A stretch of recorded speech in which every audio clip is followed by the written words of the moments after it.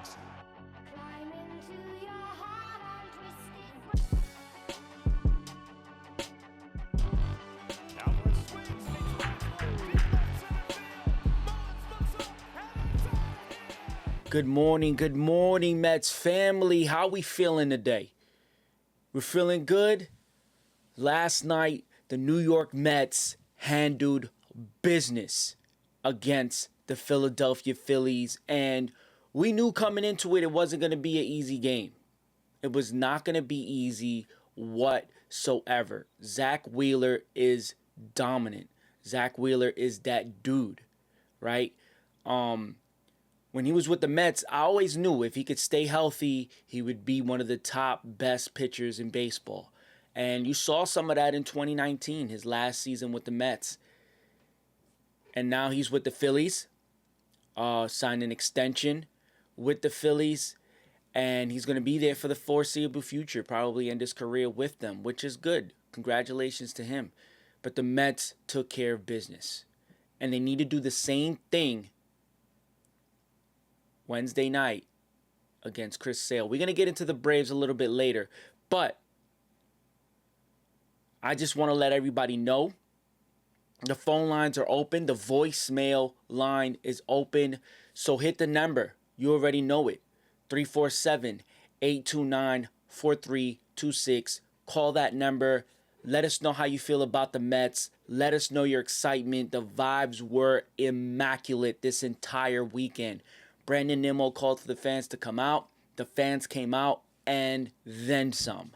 So shout out to all the Met fans who came out and showed support for the boys this weekend. Now, let's get to the highlights. Mets looking to win the series against the Phillies and stay 2 ahead of the Atlanta Braves in the wild card. Top of the first, Trey Turner is going to hit that one into the gap, and Tyrone Taylor is going to cut it off beautifully. So that'll leave it to a single. He will steal second, though. And then Alec Bohm will come up. And he is going to pluck the pitch right over the head of Pete Alonso. That'll score Trey Turner. The Phillies will lead 1-0.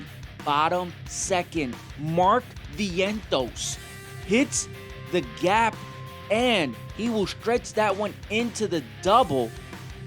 Mets are in business with 2 outs. Next batter, Tyrone Taylor. He is going to go to the 5-hole with that one. Mark Vientos will come all the way around to score, and the game is tied 1-1. No problem.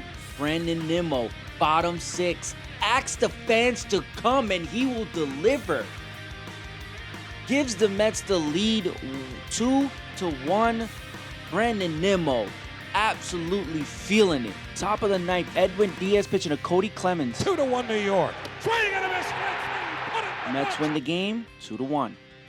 Tomorrow night, we got Luis Severino on the mound for the Mets, and for the Atlanta Braves is going to be Spencer Schwellenbach, who has been good for them. Solid guy, stepped up when they needed him to step up, and he's going to have to do it again on Tuesday against the Mets, and the Mets are going to have to step up this time.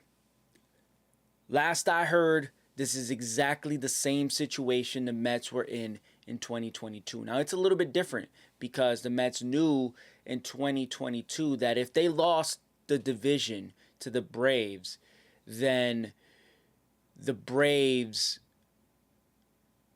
were going to take their spot, but they were still going to be in the postseason. That's not the case now. The case now is it's fight or flight, right? It's win and you're in. So the Mets needed that game against the Phillies, which is why Edwin Diaz was in there for the 6-out save. Because Arizona lost their game before the Mets game started, which was fantastic. Arizona blew an 8-game lead, 8-run lead to the Brewers in their game. And with that loss, if the Mets win, they tie with Arizona which gives them the second spot because they have the tiebreaker. And it pushes Arizona down, and they have an important week coming up for them because they got the Giants, who can't sleep on them. They playing all right. And that's the dangerous game for them. Going up against the Brewers, fine. You got to take care of that business. So, and the Brewers already took care of their business. So right now they're just trying to make sure guys stay healthy for the postseason. So it's okay. It's understandable. But the Giants got nothing to lose. So Arizona, they're going to come in. They're going to compete. But they have the Padres right after that. So the Mets just have to make sure that they win this series. You don't have to sweep Atlanta. And I don't expect you to. Right?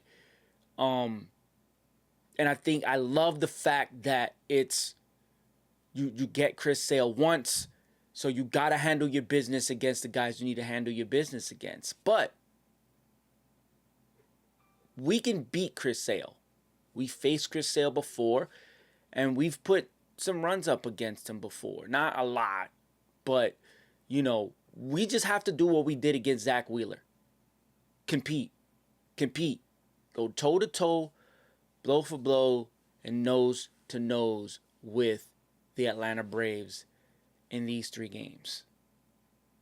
So, back to the Mets fans this weekend. Showed so much support.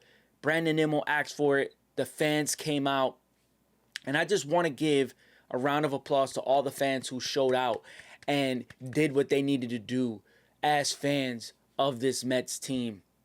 But I was over there too. And I got to speak to a few Met fans, and I got to ask a few questions and hear some stories. So I'm going to leave you guys with some of this here from the Met fans in this amazing weekend that they had against the Phillies. Take a look. Good morning, Mets family. You already know it's your boy Rasheed McDonald, and we're here at Citi Field in front of Shake Shack. And we're going to grab a couple Met fans and ask them some questions about their expectations of the season so far, how it's gone, and we have a few more games left of the season, so we're going to see what they think the Mets are going to end up at.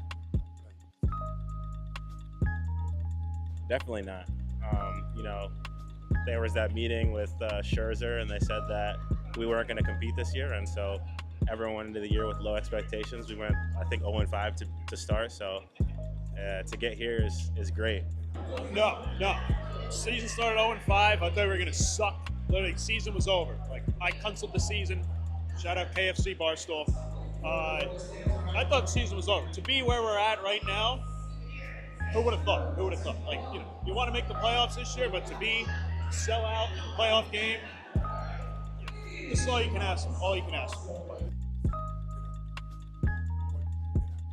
Yes, absolutely. I believe so. I mean, I think, the vibes are so high. The season, we're sold out second to last day of the homestand. I think so. Go down to Atlanta. That scares me. Okay, that scares me. Atlanta's a scary place. But team's rolling. Acuna slides right in for Lindor. I mean, you can't ask for better. The vibes are high. That's all we need.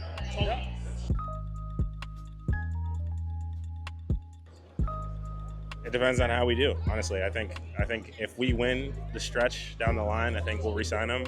I think if it doesn't go well, he's going to walk, and that's just the reality of it. No. Pete's not coming back. I don't think he's coming back. Struggled this year. Do we love him? Yes. But my philosophy is Pete leaves. Vientos moves to first. He's been playing first all season. He makes a couple errors. He hits the shit out of the ball. He makes some errors. Who cares? Fielding doesn't matter as long as he hits.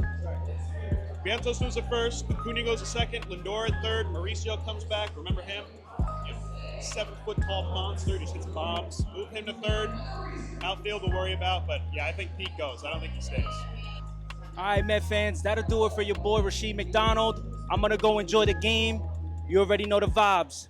Let's go Mets.